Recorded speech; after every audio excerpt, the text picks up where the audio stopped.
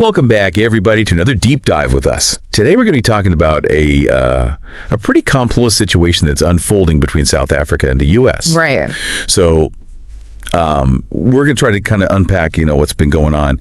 And for this deep dive, we're going to be drawing from a fascinating analysis by a YouTuber named Elaine. And you can find his channel, Traveling with Elaine, on YouTube. Okay. So basically, the U.S. has moved to expel the South African ambassador, Ebrahim Rasool. Wow. And this has raised a lot of questions, about the state of U.S.-South Africa relations right now. Oh. And so Elaine, in his video, kind of explores this and digs into some of the accusations of racism that have been leveled by both sides. He also looks at the role of, some influential figures like Elon Musk, for example, and explores the potential consequences of this whole diplomatic row. So maybe we could start with the expulsion itself. So Ambassador Rasool has been declared persona non grata by the United States. Right. Can you maybe talk a little bit about what that means in diplomatic terms? Sure, yeah. So persona non grata, it basically means an unwelcome person. Uh-huh. And in diplomatic terms, it's used to signify that someone is no longer welcome in the country. And it's usually followed by, expulsion within a short period of time. So it's a pretty significant diplomatic move because it really indicates, the breakdown of the relationship between the two countries. And, this can be a very serious matter. It can lead to further diplomatic retaliation from the other country. And in some cases, it could even lead to, a complete breakdown in diplomatic relations. Yeah, it seems like a pretty big deal. So in this particular case, Marco Rubio, who's a U.S. senator, he has accused Rasool of things like fueling racial tensions. And he even said that Rasool hates America. Oh, wow. So these are some pretty strong accusations. And I'm wondering what you think about how serious these accusations are. Yeah. And like how much they're contributing to, this whole situation. Yeah, those are some really serious accusations. And I think, the language that Rubio is using is pretty inflammatory. Accusing an ambassador of hating America, that's a pretty strong statement. And it's clearly intended to discredit Rasool and, and to kind of justify his expulsion. Yeah. And I think it's worth noting that, accusations like these are pretty uncommon in diplomatic circles. Diplomacy is usually conducted with a certain level of decorum and respect. Right. So this really kind of, points to the fact that there's a lot of tension and animosity between the two countries right now. Yeah. And it kind of brings us to this video that we were talking about that we wanted to discuss, Elaine's perspective on this, because he sees this whole expulsion as being a symptom of like a much deeper conflict. And it really seems to be rooted in this idea of South Africa defying U.S. pressure. So Elaine's argument is that, South Africa is facing pressure from the U.S. because of its stance on a bunch of different things, including Israel and Iran and the Palestinian conflict. So what are your thoughts on that? Well, I think there's definitely some truth to that. South Africa has always pursued a pretty independent foreign policy. They were very outspoken in their opposition to apartheid, and they've also been critical of U.S. foreign policy. They've criticized the U.S.'s support for Israel. They've been critical of sanctions against Iran. So they haven't been shy about, expressing their disagreements with the United States. And I think that has definitely created some friction between the two countries. Right. And so in his video, Elaine goes on to connect this whole expulsion to the MGA movement. Oh, wow. And this idea that there are some anxieties, within the U.S. about demographic shifts. So what do you make of that connection? Well, I think that Elaine's analysis is interesting, and I think it raises some important points. The MAGA movement is obviously a very powerful force in American politics right now.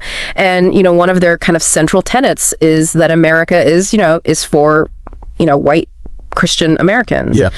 And so I think that, to the extent that there are anxieties about demographic shifts, about the increasing diversity of the U.S., I think that could be playing a role in this, in this current situation. Yeah.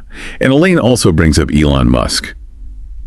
And he points to, Elon Musk's alleged connections to far-right figures in Europe as being, part of this kind of global backlash against multiculturalism. So what are your thoughts on that? Well, I think Elon Musk's role in all of this is a little bit more complicated. He's obviously a very influential figure, but he's also a bit of an enigma. He's got these kind of, libertarian leanings, but he's also, made statements that are sympathetic to the far right. And I think that, the fact that he's now based in South Africa, and he's got these close ties to the South African government, I think that makes things even more complex. Yeah, that definitely adds another layer to this. Yeah. So I think this, this whole thing is really really concerning, right? Because like the U.S. has already started to cut off aid to South Africa, and this includes, aid for healthcare and social services. So it seems like this expulsion might just be, another way to kind of pressure South Africa into doing what the U.S. wants. Yeah, I think that's a real concern. The U.S. has a lot of leverage over South Africa, and I think that cutting off aid is definitely a way to kind of try to force them to comply with U.S. demands. Yeah. And, speaking of demands, Elaine's argument kind of hinges on the fact that, South Africa has been defying U.S. pressure to, kind of fall in line with their foreign policy. But can you kind of elaborate a little bit more about what that pressure looks like? Like, what are the U.S.'s goals here, and what are they demanding from South Africa? Well, I think the U.S.'s goal is really to maintain its global dominance.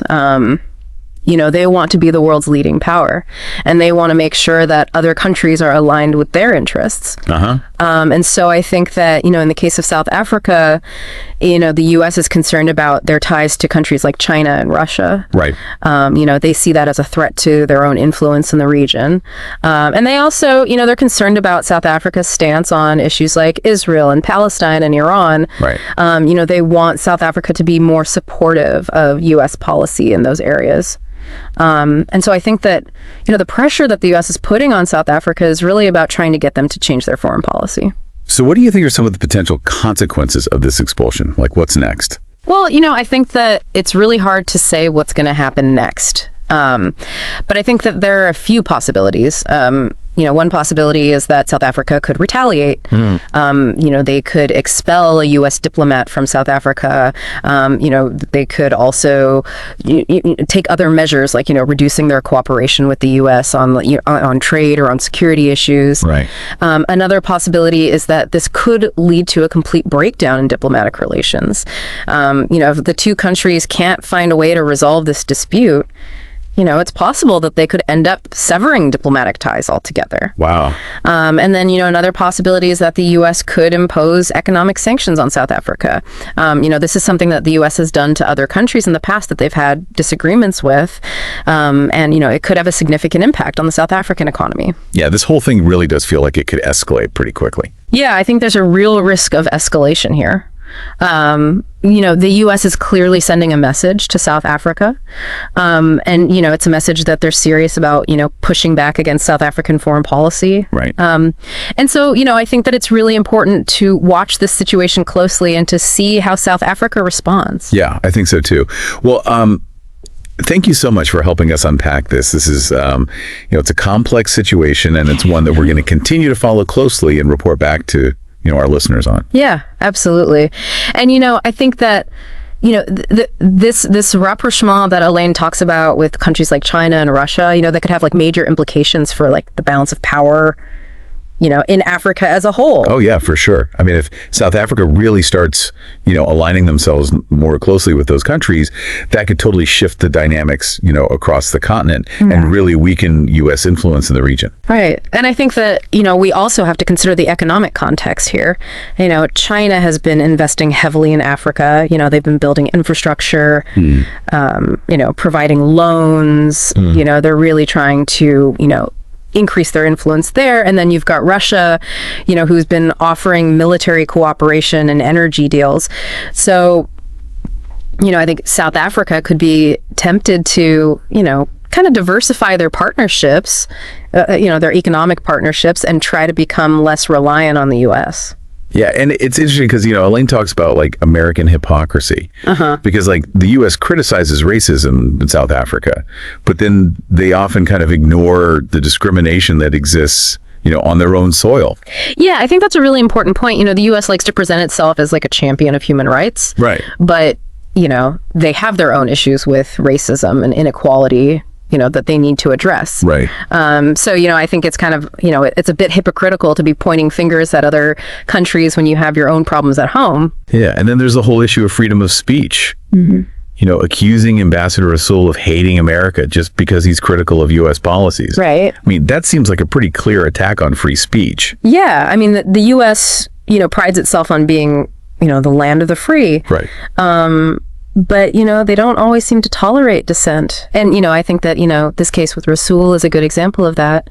He's being punished for speaking out against the U.S. government. Yeah, and it really feels like, the U.S. is trying to force their model onto the rest of the world, and they just won't accept other countries choosing a different path. Yeah, I think, there's definitely a sense in which the U.S., wants to impose its will on other countries. They want other countries to adopt, their political system, their economic system, their values. Right. And, I think that, when countries like South Africa, resist that, when they try to chart their own course, the U.S. often responds with pressure and intimidation. Yeah. And I mean, this whole situation with South Africa, it's not an isolated incident, right? I mean, we've seen this kind of U.S. intervention in places like Iraq, Afghanistan, Libya, often with pretty disastrous consequences for the people who live there. Yeah. I mean, the U.S. has a long history of intervening in other countries' affairs. Right. And often,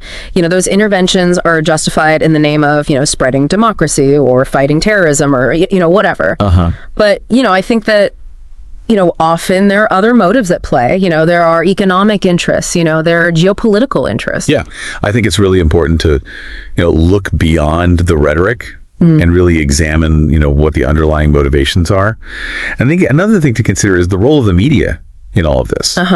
We've heard a lot about, the U.S.'s version of events. Right.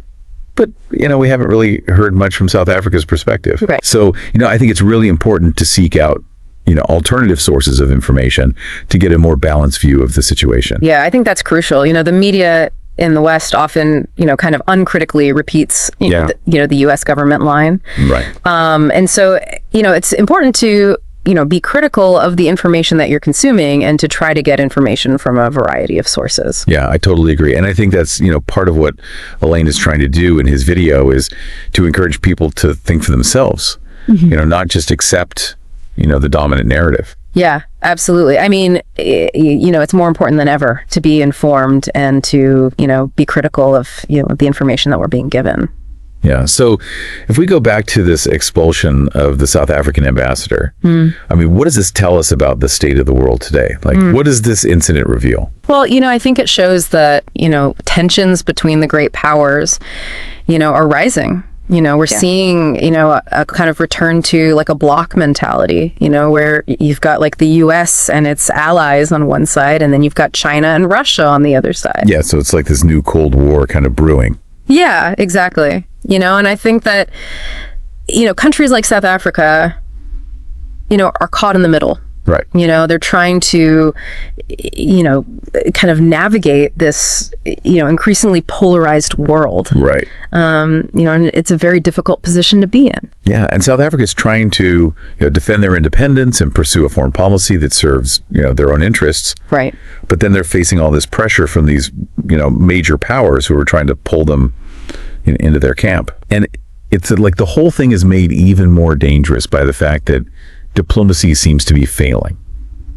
The U.S. is resorting to economic and political pressure, and Russia is resorting to military force. So it really feels like, dialogue and international cooperation are kind of breaking down. Yeah, I think that's a real concern. We're seeing, a move away from multilateralism, from diplomacy. Right. And, that's very worrying because, the alternative is conflict. And conflict is never, a good solution. So what can we do to avoid, the worst case scenario? Is there still hope for diplomacy? Well, I think that, it's important to reaffirm, the importance of multilateralism, of international cooperation, of respect for international law. We need states to, return to dialogue and negotiation, as a means of resolving disputes. Yeah, and I think, citizens have a role to play here too. Right. Like we can get involved. We can challenge our leaders. We can put pressure on governments to prioritize diplomacy over confrontation. Yeah, I think it's really important to, not to give in to fatalism.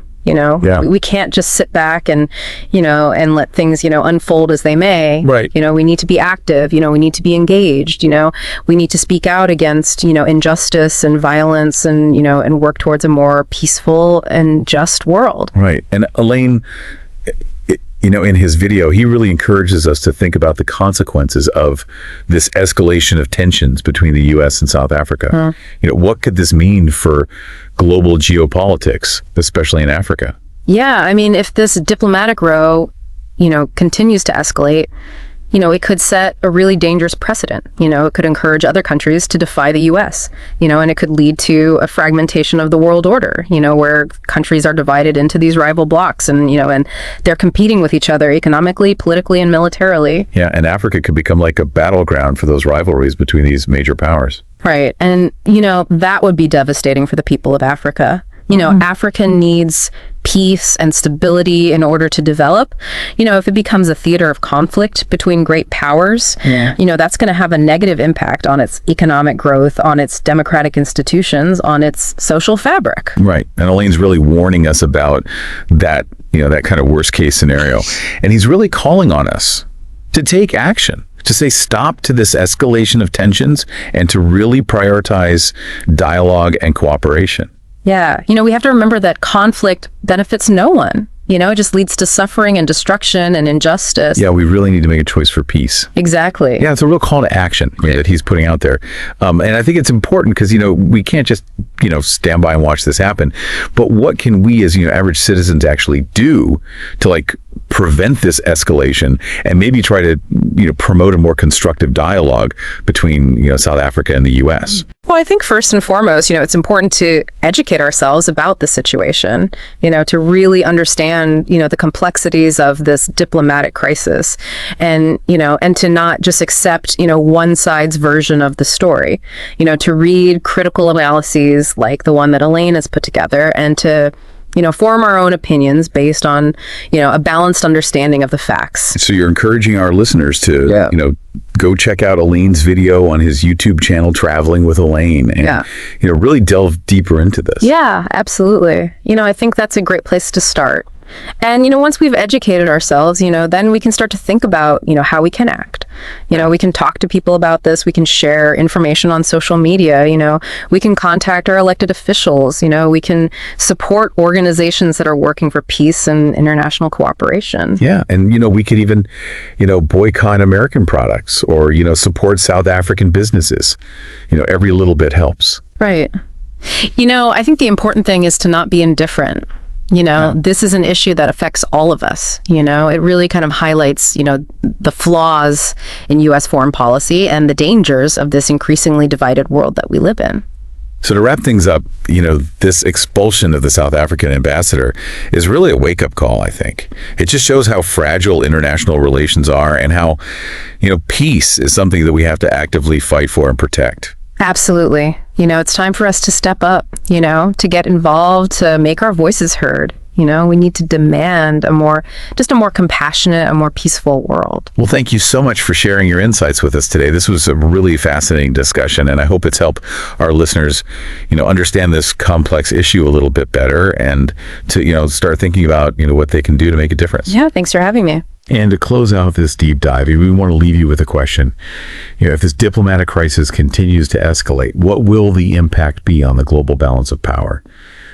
Share your thoughts with us and continue to explore this critical issue. We'll see you next time for another deep dive into current events.